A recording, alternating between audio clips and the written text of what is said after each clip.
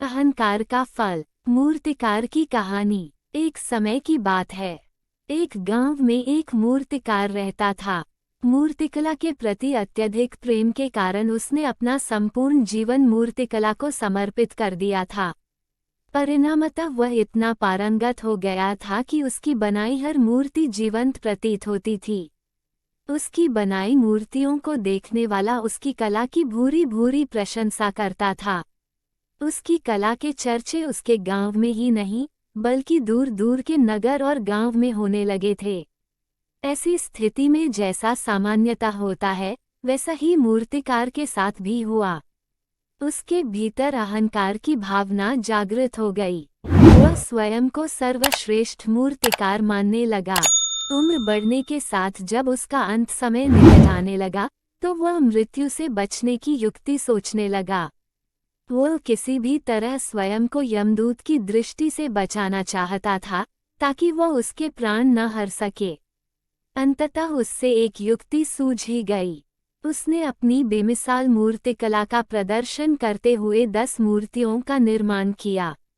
वे सभी मूर्तियां दिखने में हूबहू उसके समान थीं।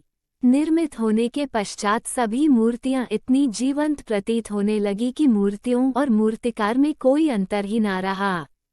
मूर्तिकार उन मूर्तियों के मध्य जाकर बैठ गया।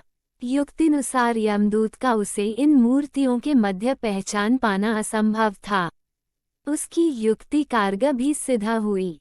जब यमदूत उसके प्राण हरने आया, तो 11 एक सरी की मूर्तियों को देख चकित रह गया। वो उन मूर्तियों में अंतर कर पाने में असमर्थ था, किंतु उसे ज्ञात था कि इन्हीं मूर्तियों के मध्य मूर्तिकार छुपा बैठा है। मूर्तिकार के प्राण हरने के लिए उसकी पहचान आवश्यक थी। उसके प्राण न हर पाने का अर्थ था प्रकृति के नियम के विरुद्ध जाना। प्रकृति के नियम के अनुसार मूर्तिकार का अंत समय आ चुका था। मूर्तिकार की पहचान करने यमदूत हर मूर्ति को तोड़कर देख सकता था, किंतु वह कला का अपमान नहीं करना चाहता था। इसलिए इस समस्या का उसने एक अलग ही तोड़ निकाला।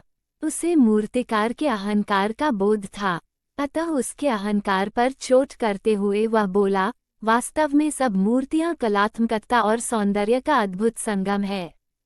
किंतु मूर्तिकार एक त्रुटि कर बैठा। यदि वो मेरे सम्मुख होता, तो मैं उसे उस त्रुटि से अवगत करा पाता। अपनी मूर्ति में त्रुटि की बात सुन अहंकारी मूर्तिकार का अहंकार जाग गया। उससे रहा नहीं गया और झट से अपने स्थान से उठ बैठा और यमदूत से बोला, त्रुटि? असंभव। मेरी बनाई मूर्तियां सर्वदा त्रुटिहीन होती हैं। यमदूत की युक्ति काम कर चुकी थी।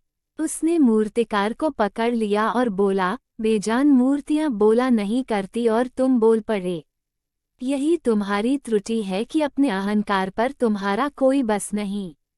यमदूत मूर्तिकार के प्राण हर यमलोक वापस चला गया। सीख: अहंकार विनाश का कारण है, इसलिए अहंकार को कभी भी खुद पर हावी ना होने दें।